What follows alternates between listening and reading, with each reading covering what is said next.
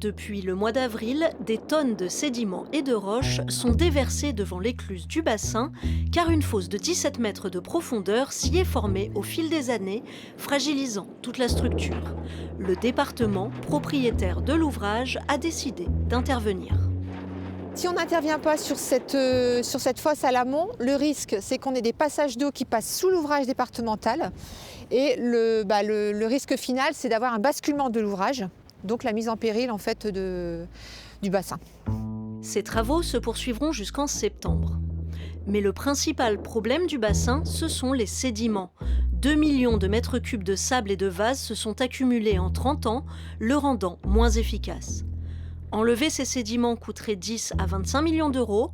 Pour ne pas assumer ces coûts, le département veut confier le bassin à une entreprise sous forme de concession minière. Là, le département s'est plutôt tourné sur une procédure qui consiste en fait à confier la gestion de l'ensemble du site à un tiers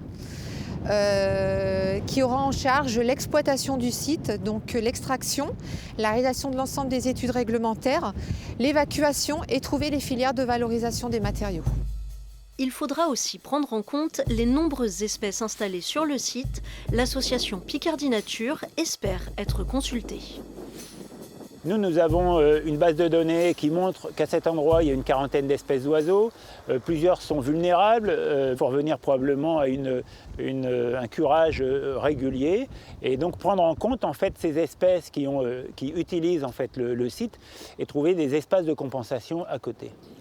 Et le plus impatient de voir le curage commencer est sans doute le maire du Crotoy.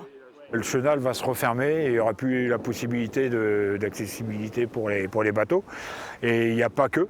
Il y a le canal de la Mai et s'il a du mal à s'écouler lors de l'hiver, quand il y a des grosses inondations, il y aura du mal à s'évacuer vers la baie, quoi. Donc c'est très important aussi pour eux, pour les habitants en amont. La date du début du curage est encore loin d'être établie, mais tous espèrent que le projet de concession arrivera à bon port.